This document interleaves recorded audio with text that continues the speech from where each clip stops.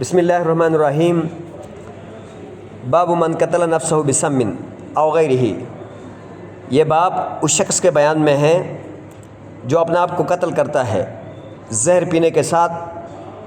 اور پہاڑ سے چھلانگ لگانے کے ساتھ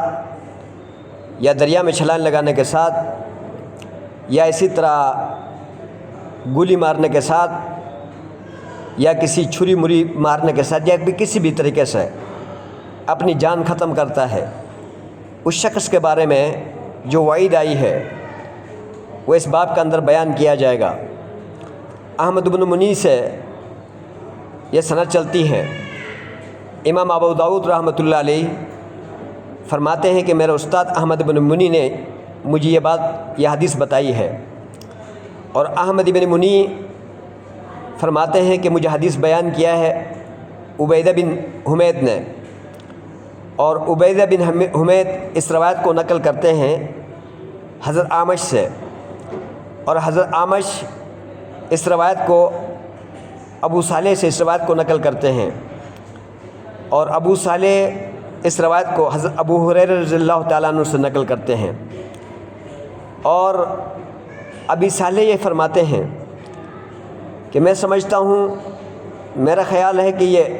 حضرت ابو ہریرہ اس روایت کو مرفوع نقل کرتے ہیں، مرفوع ذکر کرتے ہیں، اور ابو ہریرہ فرماتے ہیں کہ من قتل نفسہ بحدیدۃ، کہ نبی علیہ الصلوۃ والسلام نے فرمایا کہ جو شخص اپنے نفس کو، اپنی جان کو کسی لوہے کے ساتھ قتل کر دے تو جائے یوم القیامہ، قیامت کے دن آئے گا، وحدیدتہ فی یدہ، جس لوہے کے ساتھ یا جس آلے کے ساتھ اس نے اپنے آپ کو قتل کیا ہے وہ آلہ اس کے ہاتھ میں ہوگا، یتوجع بہا بطنہ، وہ زخمی کرے گا اس لوہے کے ساتھ اپنی پیٹ کو، یعنی تکلیف دے گا، وجع کہتے ہیں درد کو، یعنی اس لوہے کے ساتھ وہ اپنے پیٹ کو زخمی کر کے تکلیف پہنچاتا رہے گا، فی نار جہنم، آگ جہنم کے آگ میں، خالداً مخلداً ابدا، اور وہ ہمیشہ کے لیے جہنم میں رہے گا، اور وہی لوہے کے ساتھ اپنا آپ کو تکلیف پہنچاتا رہے گا، ایک جہنم کی آگ، دوسرا اس لوہے کے ساتھ اپنا آپ کو تکلیف پہنچاتا رہے گا۔ ومن قتل نفسہ بسم، جو آدمی اپنے آپ کو قتل کر دے زہر پینے کے ساتھ، زہر کے ساتھ، سمجھ میں آ جی، تو فسمہ فی یدہ، اور زہر اس کے ہاتھ میں ہوگا، یتحساہ فی نار جہنم خالداً مخلداً فی ابدا، کہ وہ جہنم کی آگ میں وہ زہر کا گھونٹ پیتا رہے گا، اس زہر کا گھونٹ پیتا رہے گا تو وہ زہر اس کے اندر مطلب یہ کہ اس کو تکلیف دیتا رہے گا، اور ہمیشہ کے لیے بندہ کہاں رہے گا؟ جہنم میں رہے گا، زہر پیتا رہے گا اور جہنم میں رہے گا۔ اور اسی طرح محمود بن غیلان فرماتے ہیں کہ مجھے یہ حدیث بیان کی ہے ابو داؤد نے، اور ابو داؤد حضرت شعبہ سے اس روایت کو نقل کرتے ہیں، اور حضرت شعبہ جو ہیں اعمش سے اس روایت کو نقل کرتے ہیں، اور اعمش فرماتے ہیں کہ میں نے ابا صالح سے اس روایت کو سنا ہے، اور ابو صالح فرماتے ہیں کہ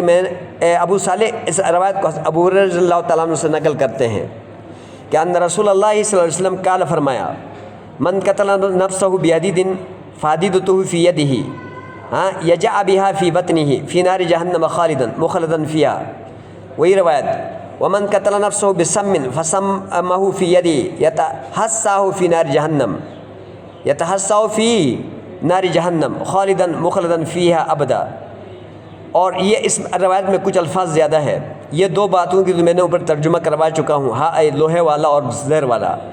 اب دوسرے جو الفاظ اس روایت کی اس سند میں جو تھوڑا بہت زیادہ ہے، ومن تردى من جبل، جو آدمی اپنا آپ کو پہاڑ سے گراتا ہے، فقتل نفسہ، اپنا آپ کو مار دیتا ہے، تو فیتردى فی نار جہنم، اس کو بھی جہنم کے آگ میں گرایا جائے گا، اور خالداً مخلداً فیہا ابدا، تو اس کے اندر ہمیشہ کے لیے رہے گا۔ اسی طرح ایک تیسری سند ہے، تیسری سند سے یعنی جو امام ابو داؤد روایت کو نقل کرتا ہے تیسری سند امام ابو داؤد کی تیسرا استاد محمد بن اعلیٰ ہے، اور وہ فرماتے ہیں مجھے روایت بیان کیا ہے امام وقی نے، اور امام وقی اور ابو معاویہ نے دونوں نے، اور وہ دونوں اعمش سے اس روایت کو نقل کرتے ہیں، اور وہ بھی ابی صالح سے ان ابی نحو حدیث شعبہ، اوپر والی شعبہ کی حدیث کی طرح اور اعمش کی حدیث کی طرح۔ ھذا حدیث صحیح وهو اصح من الحدیث الاول، یہ پہلے والی حدیث سے یہ زیادہ صحیح ہے۔ هكذا روی غیر واحد نے حضرت حدیث عن الاعمش عن ابی صالح عن ابی ہریرہ عن النبی صلی اللہ علیہ وسلم، اس کے علاوہ بھی جو ہے کیا نام ہے اور بھی حدیثیں اس باب میں اس طرح کی مروی ہے۔ اور روا محمد بن عجلان عن سعید بن مقبری عن ابی ہریرہ عن النبی صلی اللہ علیہ وسلم قال، فرمایا من قتل نفسہ بسم، یعنی جو آدمی زہر کے ساتھ اپنا آپ کو مار دیتا ہے تو عذب فی نار جہنم، جہنم کے آگ میں اس کو عذاب دیا جائے گا۔ لیکن اس سند کے اندر اس روایت میں یعنی خالدن مخلدن فیہا ابدا کے الفاظ ذکر نہیں ہے۔ وقضا روا ابو الزناد سے بھی اس طرح کی روایت مروی ہے اعرج سے، اور وہ حضرت ابو ہریرہ رضی اللہ تعالیٰ عنہ سے اس روایت کو نقل کرتے ہیں۔ قال فرماتے ہیں من قتل نفسہ بسم عذب فی نار جہنم،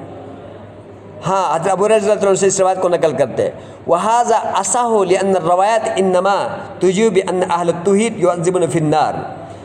ثم یخرجون منها، کہ اہل توحید کو عذاب آگ میں عذاب دیا جائے گا، ثم یخرجون منها، پھر یعنی ادھر سے ان کو نکالا جائے گا۔ سمجھ میں آئے جی، ادھر سے ان کے اہل توحید کے گناہوں کی وجہ سے، اور وہ گناہ جن کے توبہ نہیں کیا ہے ان گناہوں کی وجہ سے ان کو عذاب دیا جائے گا، لیکن ولم یذکر انہم یخلدون فیہا، لیکن ان کے بارے میں یہ ذکر نہیں کیا کہ وہ ہمیشہ اس میں رہیں گے۔ سمجھ میں آیا جی؟ ہاں، تو اگلا جو ہے نا ایک اور روایت ہے، یہ سوید بن نصر سے ہے، اور وہ بتاتے ہیں کہ مجھے خبر دی ہے عبداللہ بن مبارک نے، اور عبداللہ بن مبارک اس روایت کو نقل کرتے ہیں یونس بن ابی اسحاق سے، اور وہ حضرت مجاہد رضی اللہ تعالیٰ عنہ سے اس روایت کو نقل کرتے ہیں مجاہد سے، اور حضرت مجاہد حضرت ابو ہریرہ رضی اللہ تعالیٰ عنہ سے یعنی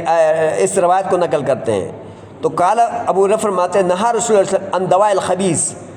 یعنی نبی علیہ الصلوۃ والسلام نے خبیث چیز کی دوا سے یعنی منع کیا ہے، یعنی سم الزہر وغیرہ سے، کہ زہر وغیرہ کی دوا سے منع کیا ہے کہ کیونکہ وہ نقصان بھی دے سکتا ہے۔ ایک ہمارے وہاں ایک ادھورا سا طبیب تھا، بیچارہ فوت ہو گیا، اور اس نے کسی لڑکی کو جو ہے نا زہر کی دوائی دے دی کہ یہ تھوڑا سا زہر کھا لے، آپ جو ہے کیا نام ہے ٹھیک ہو جائیں گی۔ وہ زہر نے اس کو وہ کام کر دیا، وہ تڑپ تڑپ کے سال کے بعد وہ مر گئی۔ سمجھ میں آ جی؟ تو زہر کے ساتھ دوائی نہیں کیا جائے گا، سمجھ میں آ جی؟ کیونکہ وہ فائدے کے بجائے نقصان زیادہ دیتا ہے۔ اللہ تعالیٰ جو ہے نا اس طرح کی غلط حرکتوں سے پوری امت مسلمہ کے بچوں اور بچیوں کو، ہر فرد کو بچائے، ورنہ اس کا بڑا سخت عذاب ہے۔ اللہ نے یہ جو انسان کی زندگی ہے، اللہ نے ایک شکل و صورت بنائی ہے اور خوبصورت بنایا ہے، یہ اللہ کی ایک مہربانی ہے، تو اس کے ساتھ زیادتی کرنا یا اللہ کی نعمت کی، اللہ کی نے جو عزت اور اکرام دیا ہے، اس کے ساتھ بغاوت بھی کرنا اور ناشکرتی بھی کرنی ہے۔